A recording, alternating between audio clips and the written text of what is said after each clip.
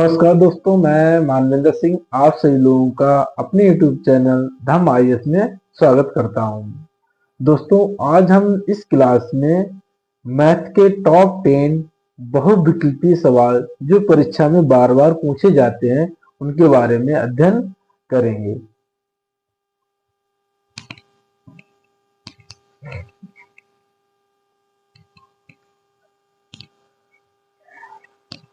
चलिए दोस्तों, इसका पहला सवाल देखते हैं। पहला सवाल है, सवाल कह रहा है यदि का 2 cos 3x बराबर 1 तो x का मान ज्ञात करना है। हमें ये दिया रखा है तो हमें किसका मान ज्ञात करना है? x का ज्ञात करना है। तो इसमें हम दोस्तों कैसे हल करेंगे? 2 cos 3x बराबर 1, ठीक, ये 2 इधर चला जाएगा तो ये हो जाएगा cos 3x बराबर 1/2, ठीक। अब देखो दोस्तों, किसका मान होता है? cos 60 का मान होता है 1/2। जब हम दोस्तों cos 60 को 1/2 लिख सकते हैं तो 1/2 को हम cos 60 लिख सकते हैं, बिल्कुल लिख सकते हैं। तो इसकी जगह हो जाएगा cos 3x बराबर cos 60, ठीक। यहाँ से cos कैंसिल हो जाएगा तो x बराबर हो जाएगा 60, तो x बराबर हो जाएगा 60/3 यानी 20। तो x का मान कितना आ गया? 20 आ गया। 20 कौन सा है आपका? ऑप्शन नंबर बी जो कि है इसका राइट आंसर है। फिर दूसरा सवाल है, यदि अल्फा और बीटा द्विघात बहुपद 5x² प्लस 2x माइनस 2 के मूल हो तो 1/, अल्फा प्लस 1/, बीटा का मान होगा, ठीक है। तो अभी हम दोस्तों यहाँ से अभी इसे हम कोई मतलब नहीं रखते हैं, हमें इसका मान ज्ञात करना है तो अभी हम इसे छोड़ दे रहे हैं, ठीक। हम इससे अल्फा और बीटा से मतलब रखेंगे, ठीक। अल्फा और बीटा जब इसके मूल हैं तो आपने दोस्तों संबंध पढ़ा होगा, मूलों और गुणांकों में संबंध, ठीक। तो मूलों और गुणांकों में संबंध क्या होता है? अल्फा प्लस बीटा बराबर -b/a, यानी मूलों का योगफल बराबर क्या होता है? -b/a बराबर -b कितना है तुम्हारा? 2/5 अल्फा इंटू बीटा यानी c/a।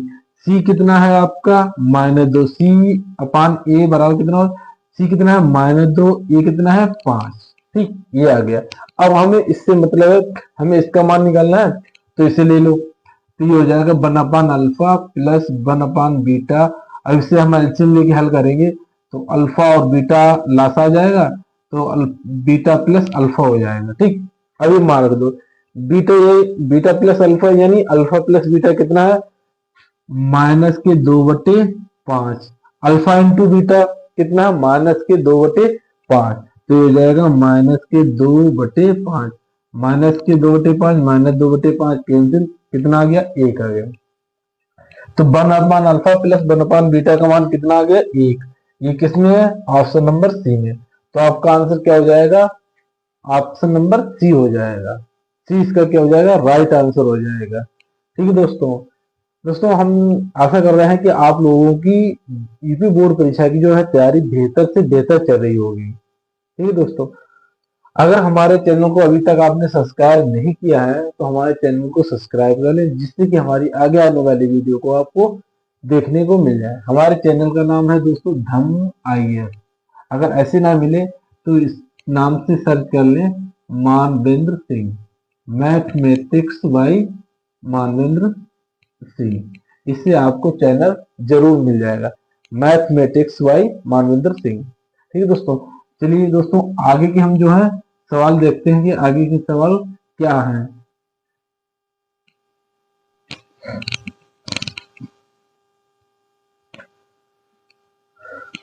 चलिए दोस्तों, अगला सवाल देखते हैं।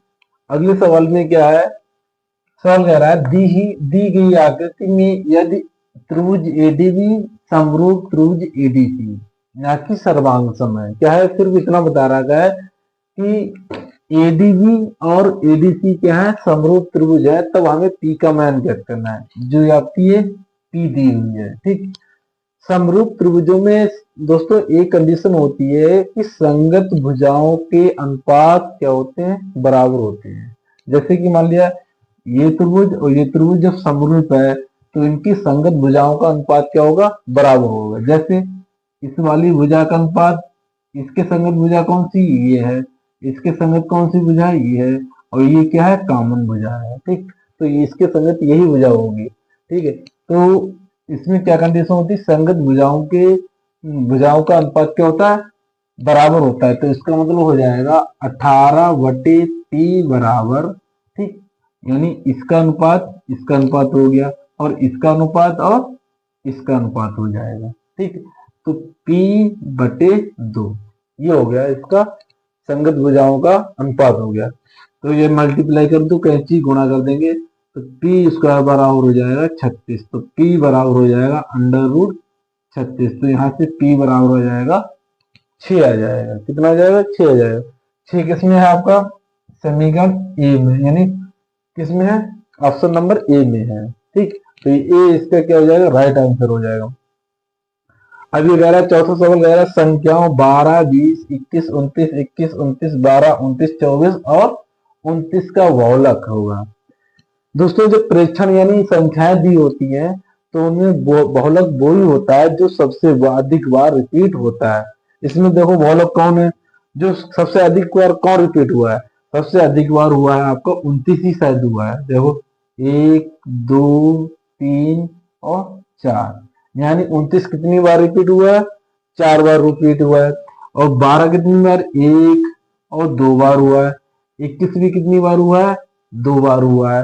तो यानी सबसे अधिक बार कौन सा रिपीट हुआ है, 29, 1, 2, 3, 4। तो सबसे अधिक बार कौन आया, 29 है।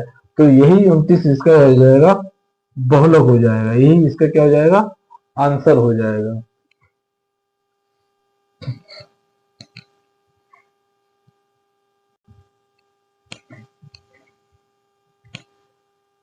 चलिए दोस्तों अगला सवाल देखते हैं। अगला सवाल ये वृत्त से लिया गया है। ठीक है, इसमें इस सवाल में कहा गया है AP बराबर 60 है, तो AOB ज्ञात करो। AOB का मतलब AOB, यानी आपको ये वाला कोण ज्ञात करना है।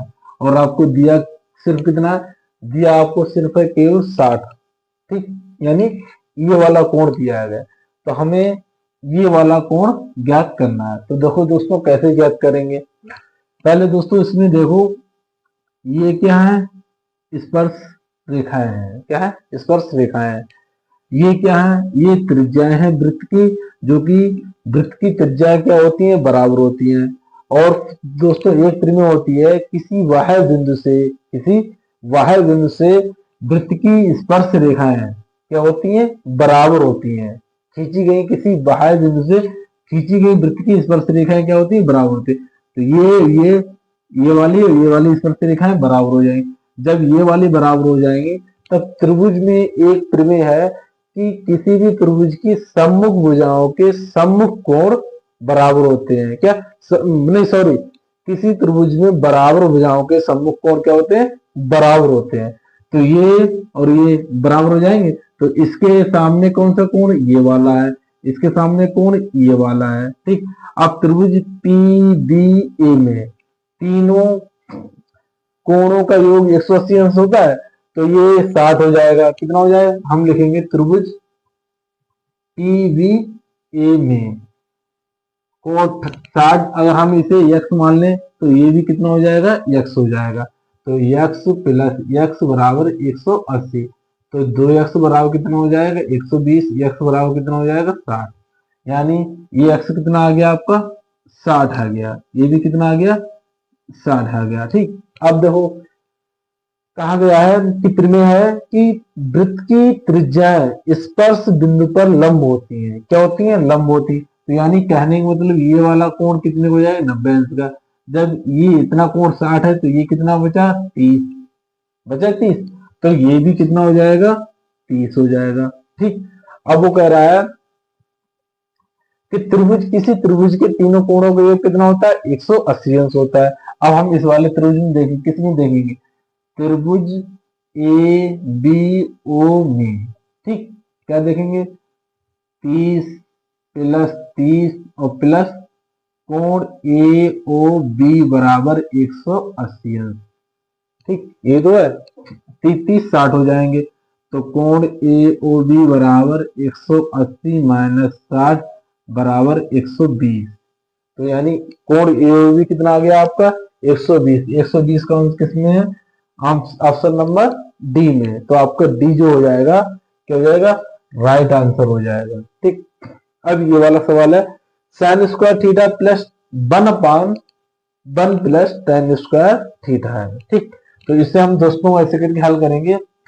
साइन स्क्वायर थीटा को हम ऐसा ही रहने देंगे, 1/tan स्क्वायर थीटा। आपने दोस्तों एक सूत्र देखा होगा, 1 प्लस tan स्क्वायर थीटा बराबर होता है सेक स्क्वायर थीटा।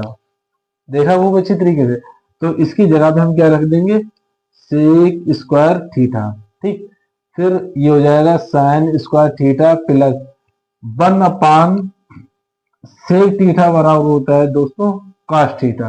क्या होता है, कॉस थीटा होता है। तो इसके जगह पे क्या हो जाएगा, कॉस स्क्वायर थीटा। ठीक, ट्रिग्नोमेट्री में ये हमने इसके बराबर क्या पढ़ा है, हमेशा एक पढ़ा है, यानी sign square theta plus cos square theta बराबर क्या होता है, एक होता है। तो यानी इसका मान, यानी इसका मान कितना आ गया, एक आ गया। किसमें है ये, ऑप्शन नंबर डी में। तो ऑप्शन नंबर डी जो हो जाएगा आपका राइट आंसर हो जाएगा।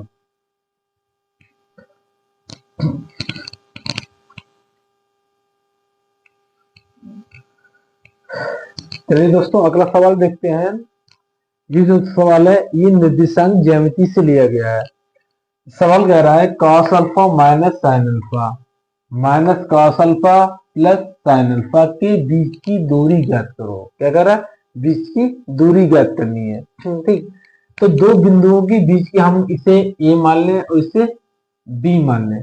तो जो ए बी के बीच की दूरी होती है वो दोस्तों वो इस सूत्र से ज्ञात की जाती है, x2 माइनस x1 का whole square plus y2 minus y1 का होल स्क्वायर।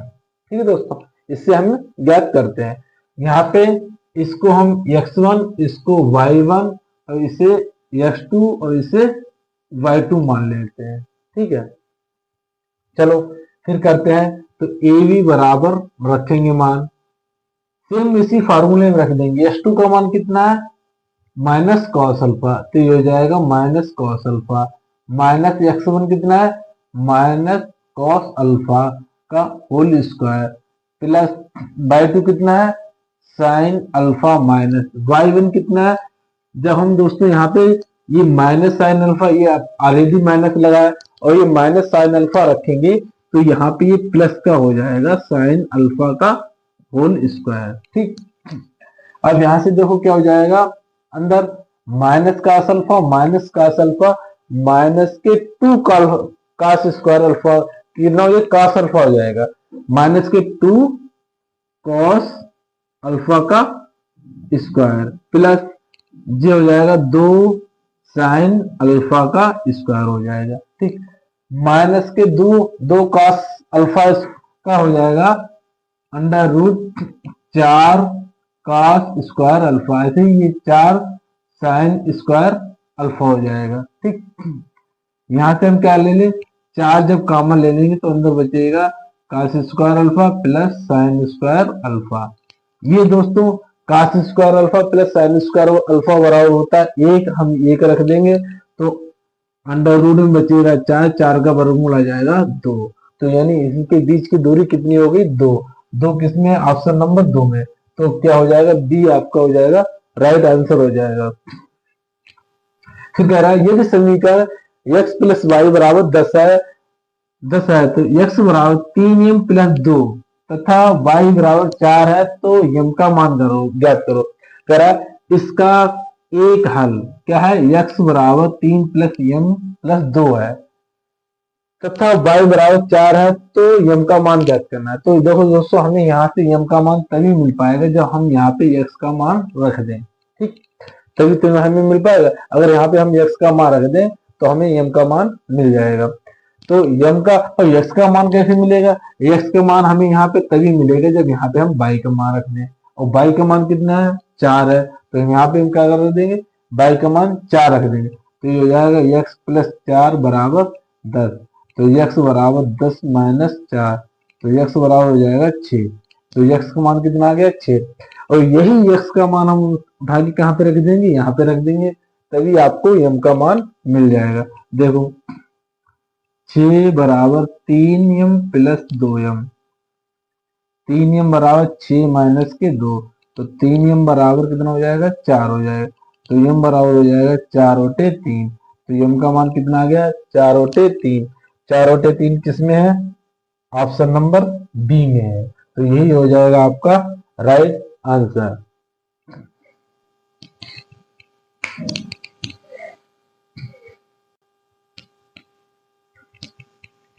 चलिए दोस्तों अगला सवाल देखते हैं। अगला सवाल लिया गया है आपके समांतर श्रेणी से लिया गया है। दोस्तों इसमें कह रहा है k कामा 2k minus 1 plus 2k plus 1 समांतर श्रेणी में है, तो k का मान ज्ञात करो। यानी वो कह रहा है ये और ये और ये अगर समांतर श्रेणी में है तो ये क्या है, इनका मान k, यानी k का मान ज्ञात करो। समांतर श्रेणी में एक कंडीशन होती है, अगर 3 संख्याएं समांतर श्रेणी में है तो पहली और अंतिम वाली संख्या का माध्य तो किसके बराबर होता है, बीच वाली संख्या के बराबर होता है। जैसे मान लिया ए बी और सी, ये तीनों समांतर श्रेणी में है, तो ये जब समांतर श्रेणी में है तो बी बराबर हो जाएगा ए प्लस सी बटे 2, ये कंडीशन हो जाती है। तो ऐसे ही वही कंडीशन यहाँ भी फॉलो कर देंगे। तो यानी बीच वाली संख्या कौन है, 2k माइनस 1 बराबर 2k प्लस 1 और प्लस k बटे 2, यानी ये अंतिम संख्या ये पहली संख्या, इन्हें जोड़ के बटा 2 कर दे, कौन आ जाएगी, बीच वाली संख्या आ जाएगी।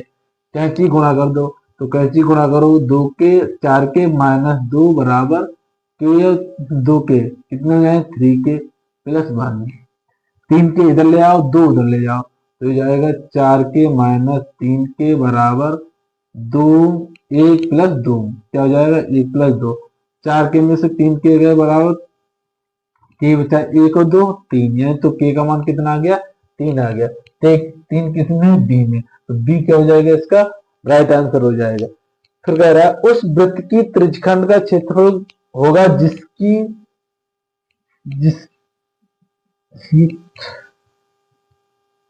ये कुछ नहीं है, ये मिसप्रिंट हो गया था। क्षेत्रफल होगा जिसकी त्रिज्या 28 सेंटीमीटर और केंद्रीय कोण 45 डिग्री। वो कह रहा है उस वृत्त की त्रिज्यखंड का क्षेत्रफल, त्रिज्यखंड का मतलब ये कोई एक वृत्त है, क्या वृत्त है, तो ये हो गया केंद्र, ये हो गया त्रिज्यखंड, ठीक। ये वाला कोण कितना है 45 है, ये वाली त्रिज्या कितनी 28 है, तब ये वाला क्षेत्रफल पूछ रहा है। त्रिज्यखंड का क्षेत्रफल मतलब होता है त्रिज्याओं से घिरा हुआ क्षेत्रफल, उसे हम कहते हैं त्रिज्यखंड कहते हैं। जो दो त्रिज्याओं से मिलकर बना होता है क्षेत्र, उसे उस खंड को हम क्या कहते हैं, त्रिज्यखंड कहते हैं। तो हमें यहाँ से r बराबर कितनी है 28, थीटा बराबर कितना है 45, तो त्रिज्यखंड का क्षेत्रफल ज्ञात करना है।